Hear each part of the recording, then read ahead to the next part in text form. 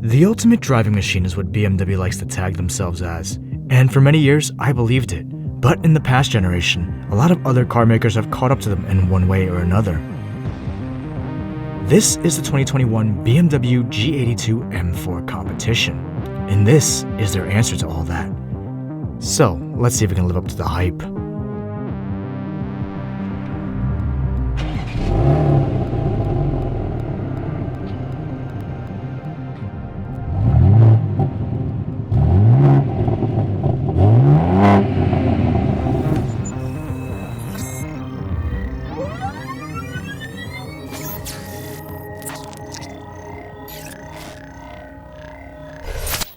The G82 M4 is now technically in its second generation, but if you think about it, it's really just a deviation of the M3, which has had a two-door doppelganger since, I don't know, the mid-1980s. So what that really means is that the M4 actually has quite a bit of pedigree. But what makes this sixth generation of entry-level compact M so special, besides the 503 horsepower and updated technology as well, you guessed it, those enormous kidney grills. Love it or hate it, I think they're here to stay. But even if it's not your cup of tea, you can't deny that BMWs have sort of become the industry standard when it comes to this, entry-level sports car segment. Anyway, let's take a look at what we got today. So, this is the all-new M4 Competition. It's longer, marginally wider, more powerful, and significantly more buck-toothy than its outgoing predecessor. But is it a better sports car despite being doused with fancy computers, outfitted with a beefed-up power plant, and theoretically slower-shifting 8-speed ZF automatic? Well, that's what we're here to find out. Let's start with the subjective fact that I think it looks way better than the F82 M4. Yes, that means I do think the front end has a lot of merit given that it probably lets in double the amount of airflow, and I like that the fender vents pull a lot of design cues from the M8 series. It's a car that I don't mind waking up next to. Not only that, but its 3-liter twin-turbo inline-six produces 503 horsepower, which is 10 more than the previous M4 GTS, and almost 50 more horses than the M4 CS that we tested last year. It doesn't sound like much given the 3,900-pound curb weight, but somehow it claims to put down last-gen supercar kind of performance times. The interior is also overhauled with digital displays everywhere. They even changed up the paddles. But frankly, I'm not impressed with it as a whole given what Audi and Mercedes has to offer at the moment. However, these competition seats are to die for. The pelvic hip support is something I never even thought I needed. If you don't option your M4 with these seats, you're committing a crime. Anyway, time to see what it sounds like.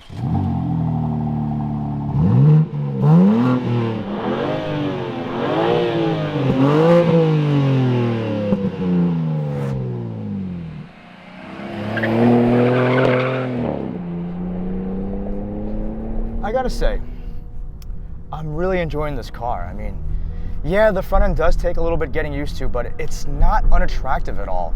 You just can't be running a front plate on this thing. In a lot of ways, it's basically a baby M8. It's got a unique look to it, relatively aggressive styling, and it makes some cool noises like this.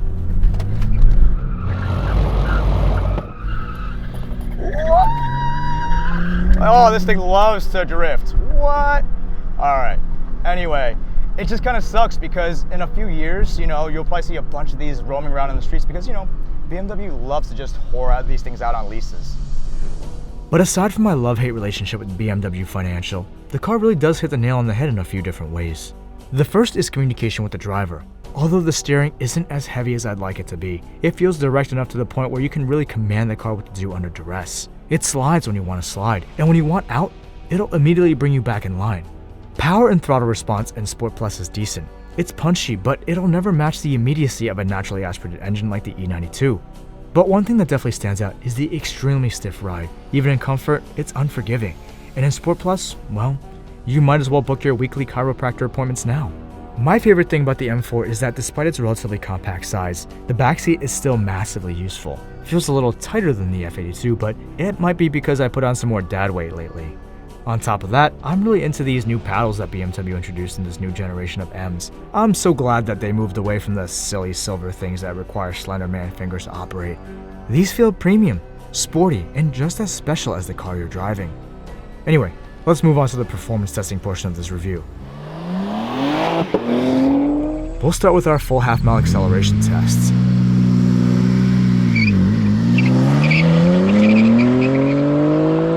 Fun fact, the launch control will force you into second gear, but I can see why because this is what happens with a first gear manual launch.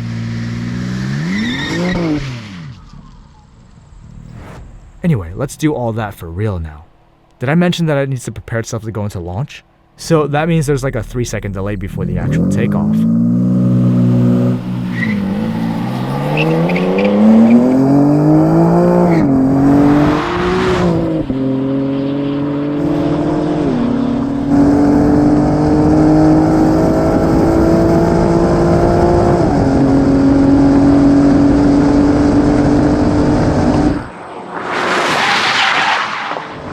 I found it funny that it broke so hard that the draggy lifted up and hit the windshield.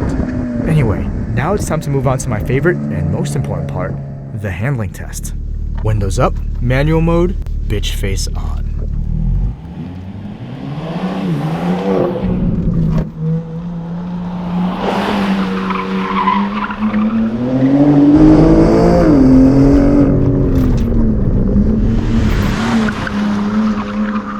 Feels pretty good here through turn 3. A little bit of roll, but less than I imagined.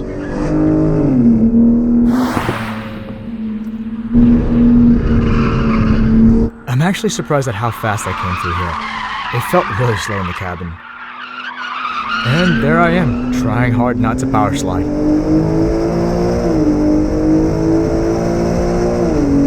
I broke early here because the brake fade is actually one of the weakest points of this car.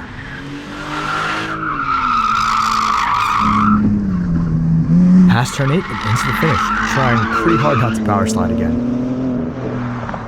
I don't know if you can tell from the footage, but this thing was all over the place in the test course. My wife actually thought I snuck in a beer before the runs, and honestly I expected it to put down a pretty bad lap time, but it surprised me when I found out that it was frickin' fast. So let's take a look at those handling numbers first. The G82 M4 Competition put down an astounding 46.75 second time through our course, and that is only literally a hair slower than the E63 SAMG. It's faster than both an M5 and Viper ACR. But before you question how I can beat a track-purpose supercar, remember that I only get 3 laps around here. So the Viper would probably put down a faster time if I had more laps with it, and wasn't afraid of destroying a collector's car. But the M4 is simply easier to just get into and be a hero with. With the supporting metrics, it did pretty well too. Almost a $1.09 on the back straight, 1.24 Gs through turn 6, and exiting the course at basically 44 miles per hour. Granted, it was drifting a little bit out of line there. For our straight line stuff, 4100 came in at an impressive 5.63 seconds, which means it's punching way above its weight class, and it's a solid 0.4 of a second faster than the previous M4 CS. 60 to 130 is where things get interesting, and it looks like a low to mid 9-second car with a 9.35 second runtime. That means it's faster than a 992 Carrera S, and almost a second and a half faster than the outgoing M4 CS. The thing that shocked me the most was the half-mile trap speed. At 151.43 miles per hour, it is basically almost in supercar territory here, and I feel like this car is either a factory freak, or BMW is seriously underrating the S58s in these M4 comps. If you want to see more times and metrics from other vehicles, check out the fast list link in the description below. I actually had a much better time with the car than I thought I would. For some reason, I was never really fond of the M3s or M4s. I'm more of an M2 or M5 kind of guy. And even though the F82 M4 CS that we drove a little while ago was quite interesting, it didn't really speak to me either. I like this car a lot because even though there's a ton of electronics helping out, it still felt like you had some analog control over the fun. And really, it's kind of interesting because you know how Mustangs, we kind of consider them as crowd control vehicles and whatnot. This car here, on the other hand, it's sort of the polar opposite because it still loves to induce itself into oversteer, but it's so manageable and easy to bring back that, becomes almost addictive. Back on the topic of the grille though, it's really not that atrocious in person. A little bizarre at first, but honestly, it grows on you after a day or two. You just gotta hang out with it for a little while to be able to, fully appreciate the weirdness. At the end of it all, I feel like BMW's done it again with setting the benchmark in terms of the entry-level sports sedan or coupe, although it's getting a little tough to call these guys entry-level now because you can spec them pretty close to, I think, almost $100,000, which is frankly a little ridiculous.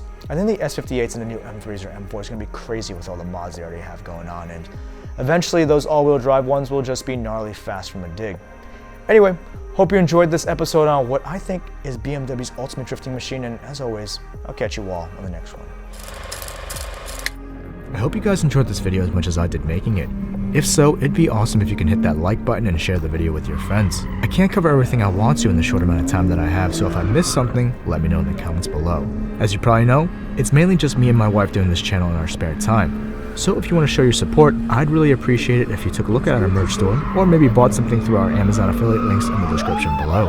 And if this is your first time here, don't forget to check out some more videos on the channel. I produce all sorts of cinematic car content, so if you like what you see, smash that subscribe button for new episodes whenever they come out. Thanks for watching.